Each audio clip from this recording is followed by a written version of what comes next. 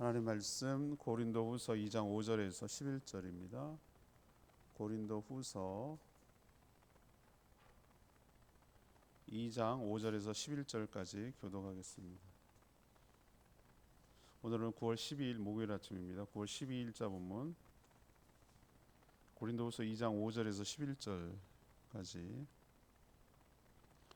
근심하게 한 자가 있었을지라도 나를 근심하게 한 것이 아니요 어느 정도 너희 모두를 근심하게 한 것이니 어느 정도라 함은 내가 너무 지나치게 말하지 아니하려 함이라. 이러한 사람은 많은 사람에게서 벌 받는 것이 마땅하도다. 그런즉 너희는 차라리 그를 용서하고 위로할 것이니 그가 너무 많은 근심에 잠길까 두려워하노라. 그러므로 너희를 권하노니 사랑을 그들에게 나타내라. 너희가 범사에 순종하든지 그 증거를 알고자 하여 내가 이것을 너희에게 썼노라. 너희가 무슨 일이든지 누구를 용서하면 나도 그리하겠고 내가 만일 용서한 일이 있으면 용서한 그것은 너희를 위하여 그리스도 앞에서 하는 것이니 이는 우리로 사탄에게 속지 않게 하려 함이라. 우리는 그 계책을 알지 못하는 바가 아니로라.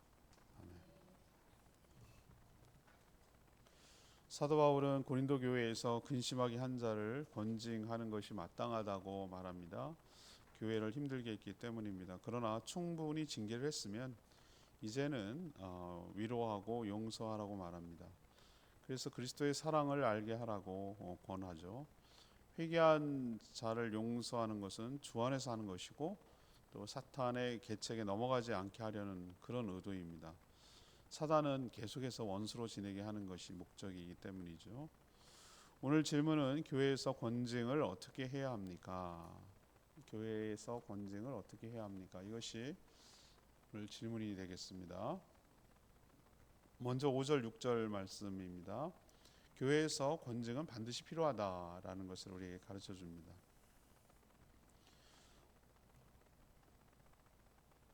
신앙생활을 오래 했어도 권징이란 말조차도 모르는 분들이 상당합니다. 교회 헌법이 있고 교회 규칙이 있고 교단마다 다 하는 것이 있습니다. 근데 권징이 꼭 배우거든요. 헌법 시간에 배우는데 교회 권징이 뭐냐 그러면 설명하면 교회에서 잘못한 사람에게 다양한 형태로 징계하는 것을 권징이라고 표현을 합니다.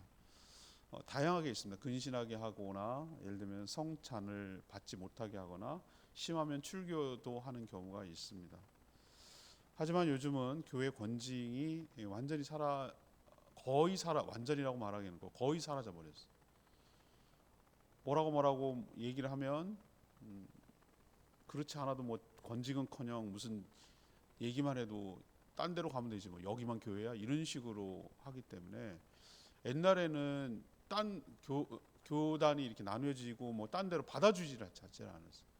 가면 항상 이명서를 띄어서 불가피하게 이사를 가야 된다. 이명서를 띄어서 그쪽에 가서 전달해서 그걸 받아야 그 교회 교인이 될 수가 있었거든요. 그런 시절도 있었는데 지금은 뭐 다 옛날 얘기처럼 돼버렸어요. 그래서 자유로운가? 그래서 좋아졌는가? 아니죠. 그래서 교회의 거룩함이 상실되고 교회 질서가 엉망이 돼버리고 마는 것이죠. 권징을 무서워하지 않고 권징의 필요성을 못 느끼고 권징을 피하려고만 하니까 인정하지 않으려니까 이런 일이 있죠. 근데 오늘 보니까 고린도 교회는 문제도 많았지만 또 동시에 초창기 교회에서 그런가 권징도 살아있다는 것이 오늘 말씀을 통해서 짐작할 수가 있습니다. 그럼 고린도 교회에서 왜 권징이 시행됐는가? 그것을 보면은 집요할 정도로 사도 바울의 사도 자격을 문제를 삼고 시비를 걸고 사사건건 트집 잡고 사사건건 음해하고 비방하는 자가 있었어요. 뭘 갖다 걸어놔도 제가 어제도 그제도 말씀드렸잖아요. 그냥 싫으면 다 싫은 거예요. 그냥 뒷모습도 뒷꼭지도 싫은 거잖아요. 사람이 그렇거든요. 좋으면 그냥 다 좋은 것처럼 싫으면 이것도 싫고 그거를 이렇게 해석할 수도 있고 이렇게 해석할 수도 있고 다양하게 해석할 수도 있고 충분히 이해해 볼 수도 있는 문제인데 그냥 다 싫어. 내가 말씀드렸잖아요. 사도 바울은 12제자 속에 들어가지도 않았다. 교회를 핍박하던 자. 틀린 말은 아니에요. 원래 그 비방하는 것은 진실 플러스 거짓을 적절하게 섞어가지고 이렇게 얘기를 하는 거거든요. 그 앞뒤 맥락을 맞아요. 12제자는 아니었어요. 핍박도 했어요. 그런데 회심했잖아요. 그죠? 근데 그런 얘기는 안 하고 교회를 핍박하던 자였다. 봐라, 우리가 주는 사례도 안 받는다. 그러니까 열심히 지가 일해서 벌어먹고 살지 않냐. 자격이 없어서 그런 거다. 전도를 했는데 안 믿는 사람도 있었다. 능력 있는 종이면 어떻게 안 믿을 수 있어요? 어떻게 다 믿어요? 뭐 이런 거예요. 이런 식으로 계속해서 트집 잡고 시비를 걸고 뭐 이러는 사람이 있었어요. 근데 그게 그런 사람들의 문제가 뭡니까? 전혀 자신의 잘못을 인식하지 못하고 회개하지 않는다는 거죠. 그래서 그를 책망하고 회개를 촉구했는데도 오히려 더 적반하장으로 대적하고 대들었단 말이죠. 그래서 사도 바울이 강하게 책망을 했는데 이거는 자신 개인, 오늘 5절에 나오는 거예요. 자기 개인을 근심한 게 안 것이 아니라는 거예요. 그 인식을 가져야 되는 거예요. 그런 행동들로 인해서 그 교회 전체를 어렵게 하고 힘들게 하고 아프게 한 죄라는 거예요. 그리스도의 몸인 교회를 해하게 만든 것이라고 오늘 설명을 하고 있어요. 이처럼 사도 바울은 교회를 어지럽히고 질서를 문란하게 하고 지도자를 근거 없이 공격한 자는 6절에 보세요. 이러한 사람은 많은 사람에게서 벌 받는 것이 마땅하도다. 이렇게 표현하고 있어요. 그러니까 징계를 해야 된다는 거예요. 권징을 시행해야 된다. 이렇게 말하는 것이죠. 근데 그분이 또 상처를 받을까 봐 5절에 보니까 정말 심하게 했음에도 불구하고 어떻게 했습니까? 사도 바울이 어느 정도 교회를 이렇게 말하는 것은 말의 수위를 조정하는 거 있는 거예요. 너무 심하게 말하면은 어려워질까 봐 이렇게 둘려서 말하는 거라는 것을 이렇게 표현하고 있는 거예요. 왜 그렇게 하는가? 왜 그렇게 권징을 해야 벌을 내려야 되는가? 그래야 교회가 거룩해지고 함부로 하지 않고 교회 권위가 생기고 누구라도 함부로 하지 않게 되는 것이죠. 우리가 많이 놓치고 있는 것이 하나가 있는데 하나님은 자꾸 사랑의 하나님, 우리는 자꾸 우리 쪽 입장에서 자꾸 생각을 해요. 하나님은 사랑의 하나님이기도 하지만 공의의 하나님이시기도 해요. 어떤 부분은 굉장히 엄격하고 엄해요. 여러분 그렇잖아요. 다른 불을 가지고 들이다가 제사 드리다 죽은 케이스 여러분 기억나시죠? 엘리 제사장이 어떻게 몰락했는지 여러분 보셨죠? 어떻게 보면 좀 봐주시지. 뭐 그렇게까지 뭐 이렇게 심하게 하셔요. 우리가 생각할 때 우리 인간적인 정서로 보면 그냥 우리도 그럴 수 있다고 생각하기 때문에 이 정도 우리도 보면 저 사람은 정말 악해라고 말하는 사람이 있지만 뭐 그 정도는 좀 경고 정도 하고 넘어갈 수도 있는 건데 어떨 때는 하나님 굉장히 단호하시거든요. 그 왜 그럴까? 전 모르겠어요. 하나님 마음을 우리가 어떻게 알겠어요? 우리가 하나님이 아닌 이상. 다만 하나님의 그 거룩함 이것이 훼손될 때 교회는 그리스도의 몸이거든요. 그것이 훼손시킬 때, 나뉘게 하려고 할 때, 찢으려고 할 때, 상하게 할 때 매우 단호하다라는 것을 우리는 느낄 수가 있어요. 성경 전반에 걸쳐서. 그래서 우리도 기억해야 됩니다. 교회에서 뭐가 있어야 되는가? 그런 일이 없도록 되는 게 가장 이상적이고 바람직하지만 교회에서도 뭐가 필요하다? 권징이라는 것이 존재해야 그래야 합니다. 저도 전설 같은 얘기가 있어요. 우리 교단에서 내려오는 결혼하기 전에 그 아기가 생겼어요. 요즘은 참 기가 막힌 세상이 돼가지고 누구도 뭐 요즘은 뭐 그건 문제도 안 돼. 결혼하면 뭐가 문제야? 혼수장만해 갖고 왔대. 나 기가 막혀가지고 요즘 그 세태가 그래. 세태가 이게 망가지는구나 이런 생각이 드는데 어느 교회에서 그런 일이 생겨가지고 그 당회가 열려서 그 결혼할 부부에게 근신하도록 징계를 했어요. 그래서 뭐 하는 줄 아세요? 결혼식을 유보했다 그러나 연기했어요. 그것 때문에 연기하고 성찬식이 그 해에 뭐가 있었는데 성찬식도 못 받게 했어요. 그렇게 이제 한 거죠. 그리고 몇 개월 지난 다음에 그것을 풀어주고 3개월이었나 뭐 하여튼 풀어준다는 게 공개적으로 풀어주는 거예요. 공개적으로 광고를 하는 거예요. 하고 그 다음에 결혼식을 하고 뭐 이랬다는 얘기가 있는데 그래도 안 나가더냐 내가 물어보니까 안 나갔다는 거예요. 오히려 그걸 받아들였다는 거예요. 그래도 제대로 가르치셨네요. 내가 그렇게 표현했는데 아니 그걸 하는 교회나 받아들이는 사람이나 요즘이 어떤 세대인데 이렇게 생각할지 모르지만 그 교회 정말 대단한데 이런 생각 그게 대단한 게 아닌데 당연한 건데 요즘은 대단하게 느껴지는 거예요. 그 정도로 권징하는 것이 힘들어지는 세대가 됐어요. 그래서 교회가 더 엉망이 되는지도 모르겠다는 생각을 하는 것이죠. 아무튼 오늘 6절 말씀 기억하세요. 잘못한 것이 있으면 그거는 말한 사람에게 뭐 하는 것이 마땅하다? 벌 받는 것이 마땅하다. 이게 성경에 내리는 결론이에요. 자, 두 번째 권징에 대해서 좀 오늘 얘기하는데 7절 8절 얘기입니다. 권징은 사랑을 바탕으로 해야 한다. 권징은 사랑을 바탕으로 해야 한다. 권징의 목적은 벌 받고 고통을 당하게 하는데 있지 않아요. 세상의 벌과 좀 달라요. 세상은 어떻게 합니까? 네가 지은 죄값을 치러가지고 고통을 당하게 하라는 거잖아요. 그래서 요즘 우리 신성철 집사님 얘기 들어보면은 감옥인지 난 어떨 때는 그냥 가둬놓았다 뿐이지.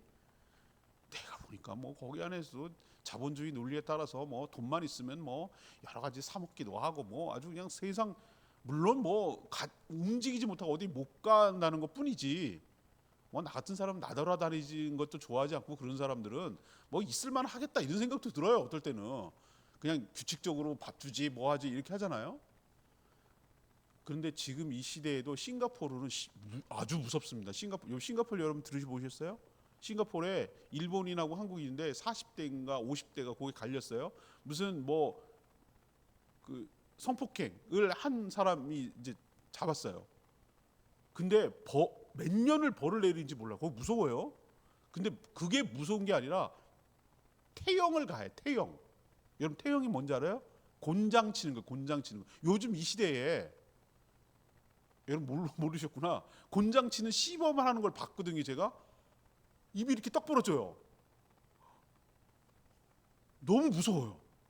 20대인가 15대인가 그렇게 때리는 게 이제 내려지는데 아주 그 공개적으로 그 공포가 장난이 아니에요. 그래서 죄를 못 짓게 만드는데 이걸 꺾어놔 가지고 이렇게 묶어놓고서 그 유단자가 그 막대기가 길이가 있어, 무게도 있고 두께도 있고 다 정해져 놨어 법으로. 그거를 막 몰아쳐 가지고 그게 한 대예요. 근데 그거 10대 이상 맞고 나면은 2달간 치료 받으면서 약 발라가면서 엎드려서 자야 된대요. 느낌 아시겠어요? 왜 곤장 맞다 죽은 사람 있잖아요. 옛날에 조선시대에. 그거 이상이에요. 그 공포가 다 전해지기 때문에 거기 나라 사람들은 죄를 감히 못 짓는다는 거예요. 근데 50대가 넘어가면 맞다 죽을까 봐 안 때리고 벌금하고 감옥에 넣고 40대 이하는 그렇게 때린다는 거예요. 일본 사람은 지금 맞게 생겼고 한국 사람 51세 비슷한 범죄였는데 그걸 또 좋다고 7년인가 감옥살이 하는데도 좋다고 그러는 안 맞는다고. 참 기가 막혀가지고 아무튼 세상의 벌은 어떤 벌입니까? 형벌을 가하게 하는 거예요. 그 죄값을 치르게 하는 게 목적인데 교회에서 하는 권징은 벌을 주고 고통을 주고 그 죄값을 치르게 하는데 목적이 있는 게 아니에요. 어디에 목적이냐면은 회복시키는데 목적이 있어요. 바르게 회복시키는데 목적이 있어요. 인간은 너무 연약해서 모두가 연약해요. 그래서 누구라도 넘어질 수 있거든요. 그렇다고 해서 죄를 용납하거나 합리화하거나 그럴 수 있다고 그냥 받아들여서는 안 되는 거죠. 잘못하면 거기에 합당한 벌이 있어야 돼요. 그렇지만 징계가 징계로 끝나서는 안 되죠. 자신의 죄를 뉘우치고 회개하면 그를 용서하고 위로함으로 그를 향한 지속적인 사랑을 나타내게 해야죠. 계속 그가 죄책감 속에 살게 내버려 두는 것 역시 교회답지 못한 것이죠. 그래서 오늘 뭐라고 그랬어요?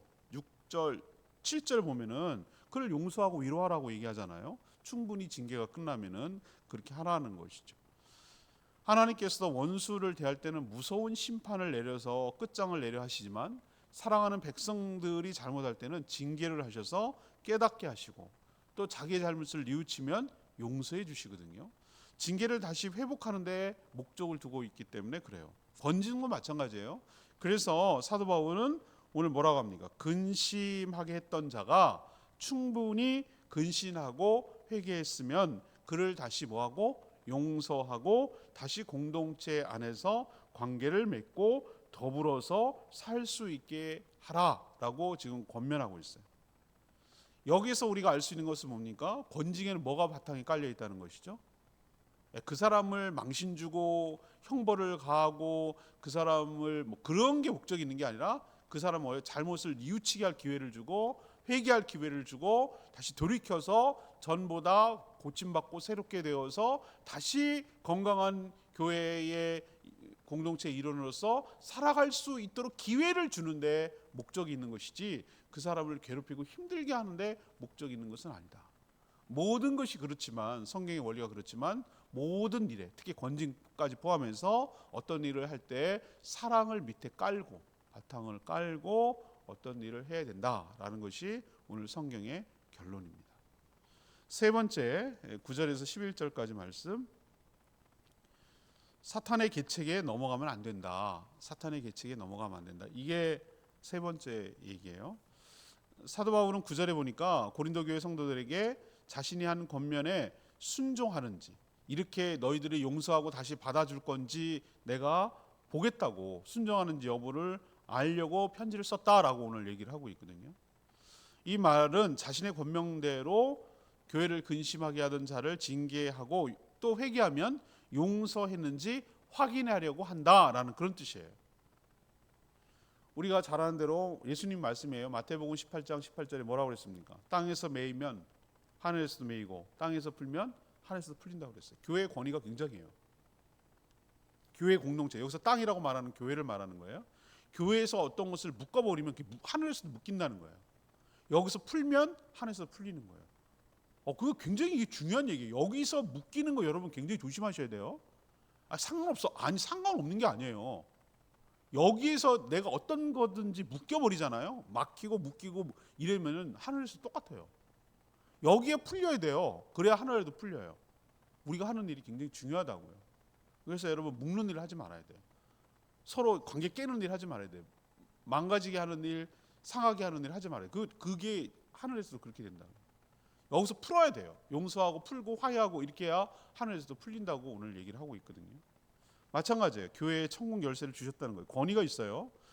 그래서 고린도 교회가 용서하면 사도 바울도 용서할 거라고 얘기했어요. 사도 바울이 용서한다면 그것은 바로 그리스도 앞에서 교회를 위해서 용서하는 것이라고 오늘 설명하고 있어요. 왜 그렇게 하라고 합니까? 오늘 뒤에 나오죠. 11절. 이는 우리로 사탄에게 속지 않게 하려 함이라. 우리는 그 계책을 알지 못하는 바가 아니로라. 왜 그렇게 해야 되냐? 사탄에게 속지 않게 하려는 것이죠. 사탄에게 속는 게 뭡니까? 사탄은 뭘 원하고 요구하고 의도합니까? 사탄은 죄인을 낙인 찍고 혐오하고 정죄하고 계속 그런 상태로 몰아가고 그를 배척하고 그렇게 하기를 바라는 거예요. 그래서 교회가 찢어지고 나뉘어지고 상하고 이렇게 되는 게 목적이거든요. 그래서 관계가 깨지고 서로 원수가 되기를 바라고, 그래야 교회가 깨지고 약해지기 때문에 사단은 그걸 바라는 거예요. 뭐 이렇게 하나 저렇게 하나 자기는 상관없어요. 어쨌든 그리스도의 몸인 교회가 상하게만 하면 돼. 이게 사단의 계책이거든요. 우리가 이런 계책에 뭐 하면 안 된다고? 쏘가 넘어가면 안 된다. 거기에 호응해가지고 거기에 뜻대로 우리가 응대해주면 안 된다, 그 얘기예요. 반대로 해야 되죠. 반대로. 어떻게 합니까? 네, 용서하고 우선 그것을 잘못을 갖다가 얘기하고 그것을 받아들여서 용서하고 회개하면 또 그를 용서해주고 화해하고 받아들여서 공동체가 상하지 않도록 하는 것이 사단의 계략에 넘어가지 않는 것이다. 이것이 징계의 목적이다 라고 오늘 분명히 깨닫게 되기를 바랍니다. 오늘 역시 레마의 말씀 11절 말씀이에요. 이는 우리로 사단에게 속지 않게 하려 함이라. 우리는 그 계책을 알지 못하는 바가 아니라 그랬어요. 하나님은 사랑과 공의의 하나님이세요. 이것이 서로 충돌되는 것처럼 보여요. 그렇지만 조화를 이루고 적절한 무게 중심을 잡고 균형 있게 행하시는 분인 줄 압니다. 우리는 치우치거든요. 공의 쪽에 치우치든 사랑 쪽에 치우쳐서 상대 쪽을 약화시킬 수 있어요. 여러분 그 무게 중심 잘 잡는 것도 신기합니다. 여러분 보세요. 책받침 이게 한 손가락으로 여러분 이게 이렇게 하는 거 보셨어요? 이건 굉장한 무게 중심이 있어야 되는 거예요. 책받침은 가벼워서 어떻게 할 수 있다고 그러지. 무게 중심 잘 잡는 사람들은요. 나무 의자 있죠, 나무 의자. 나무 의자를 갖다가 손끝 하나로 딱 세우는 거 봤어요. 이게 무게 중심이 흐트러지지 않고 잘 어디 위치인지를 잘 잡는 사람이거든요. 이거 대단한 기술입니다, 그죠? 그런데 우리가 이렇게 살아야 된다는 거예요. 두 가지가 다 있어야 되는 거예요. 하나는 뭐죠? 하나님의 공의도 살게 해야 되고 충족시켜야 되고, 이게 말처럼 제가 해보니까 말처럼 진짜 쉽지 않아요. 이거는 이상적이에요. 그렇지만 힘들고 안 된다고 해서 포기해서는 안 될 게 우리가 안 될 문제라고 나는 생각을 하는 거예요. 하나님의 공의도 살리고 하나님의 어도 살리고 사랑도 살려서 그 둘이 적절한 조화를 이루는 어떤 중심점, 여기를 늘 찾아가도록 노력해야 돼요. 사랑에 치우치면 공의가 상실돼요. 약화돼요. 공의를 계속 강조하다 보면은 사랑이 약화되고 힘들어져요. 그러면은 쏠려요. 그래서 좌로나 우로나 치우치지 말라고 한 이유가 바로 거기 있는 거예요. 이 두 가지를 잘 잡아나가는 게 외줄타기처럼 균형 맞추게 잘 잡아나가는 게 쉬운 건 아니에요. 사단은 그러면 어느 쪽에 합니까? 한쪽이 치우치게 만들어요. 사랑 쪽에 막 좋게 해가지고 분위기 좋게만, 그게 좋다고 막 이렇게 해서 공의가 상실되는 순간 기준이 없어지고 죄가 용납이 되고 너나 할 것 없이 하나도 문제될 게 하나도 없어지고 잘못이 없어지고 아무것도 잘못한 게 없어져서 교회의 거룩성이 상실되게 만들어요. 또 반대로 공의를 엄청 강조시켜. 정죄해야지, 그냥 두면 안 되지, 해야지. 이렇게 되면 뭐가 됩니까? 바르게는 될지 모르고 그럴지 모르지만 교회가 사랑이 식어지고 약화되고 서로 비난하고 서로 거칠어지고 관계가 약화되고 깨지고 이렇게 돼서 교회가 와야 되는 거예요. 어느 쪽으로 치우쳐도 둘 다 문제가 되는 거예요. 그래서 사단은 이쪽 균형을 치우치도록 해서 자기 마음대로 교회를 쓰러뜨리고 무너뜨리게 하려는 것이 사단의 수작이고 계략인데, 성도는 지혜롭게 오늘 말씀을 통해서 잘 깨달아서 한쪽으로 치우치지 않도록 균형 있는 삶을 살아가야 될 줄로 믿습니다. 이런 얘기들은 거의 설교 시간에 안 얘기해요. 우린 기도 시간이니까 순서대로 본문대로 계속 나가니까 얘기하죠. 주일 설교 이런 얘기를 하는 건 거의 없을걸요 아마. 그렇지만 우리는 말씀은 말씀으로 가야 되고 늘 모든 말씀을 귀하게 수용하고 받아들이고 묵상해야 될 줄로 압니다. 오늘 말씀 붙들고 기도하기 전에 706장 찬양집 706장 부르고 기도하겠습니다. 찬양집 706장입니다.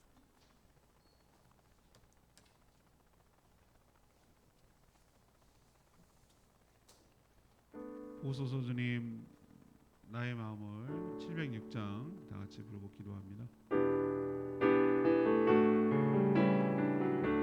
보소서 주님, 보소서 주님, 나의 마음에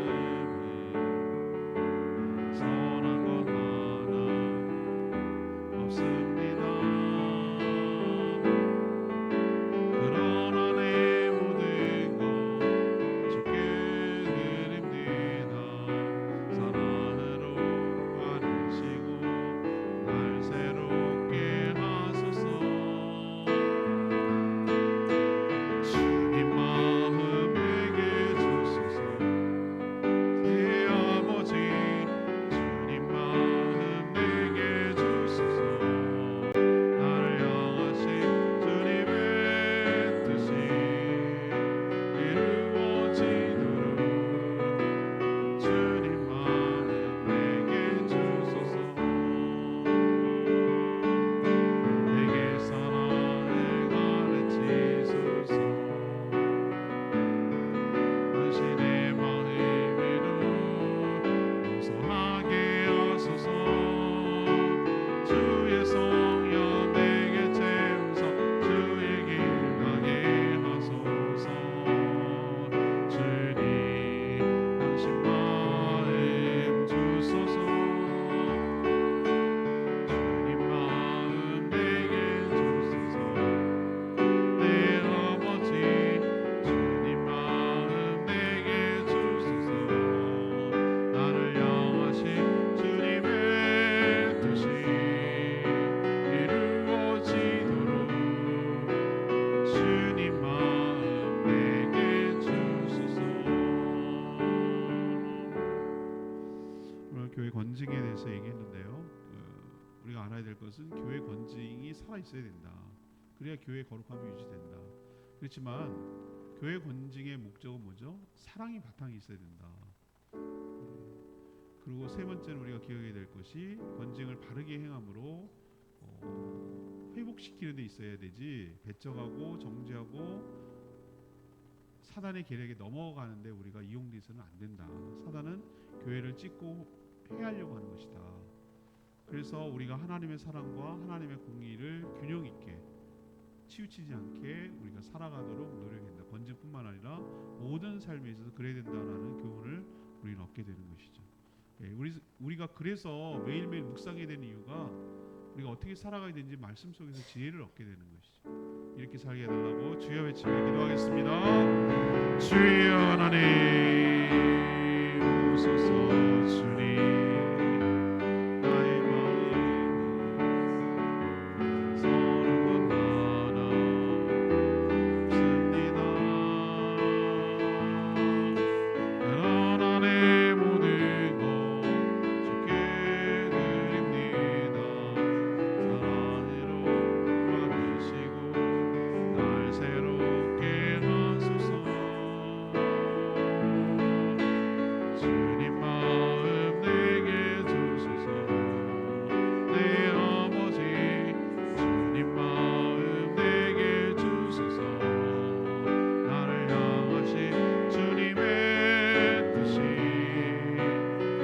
이루어지도록 주님 마음 내게 주소서. 내게 사랑을 가르치소서. 당신의 마음으로 용서하게 하소서. 주의 성령 내게 채우서 주의 길 가게 하소서. 주님 당신 많이 주소서.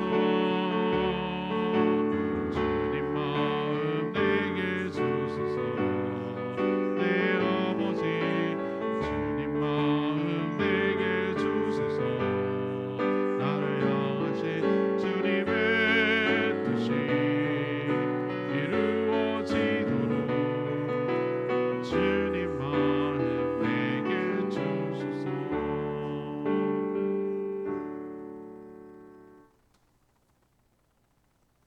하나님, 지금의 교회가 권징이 사라졌습니다. 잘못해도 다른 교회로 옮기는 것으로 해결하고 또 그것을 확인도 하지 않고 받아주는 세상입니다. 교회를 힘들게 하면 거기에 상응하는 징계가 마땅합니다. 그러나 지나쳐서 한 영혼을 잃게 되게 해서는 안 될 줄 압니다. 공의를 행하되 사랑 안에서 행하게 하여 주시옵소서. 용서를 구하면 용서하고 위로하며 사랑으로 용납하게 하여 주시옵소서. 그래서 교회가 사탄의 계략에 넘어가지 않게 하여 주시옵소서. 서로 미워하고 원수로 지내게 하려는 사탄의 계략에 속지 않게 하여 주시옵소서. 저희 모든 삶이 사랑과 공의가 균형 있는 균형 잡힌 삶을 살아가게 하여 주시옵소서. 오늘도 간구하는 기도 주님 들어주시고 주님과 동행하는 복된 하루 살아가게 하여 주시옵소서. 주님께 모든 것 맡기옵고 예수 그리스도의 이름으로 기도합니다. 아멘. 오늘 하루도 주의 은총 가운데 살아가는 복된 하루 되기를 축복합니다. 충분히 기도하고 하루 시작하겠습니다.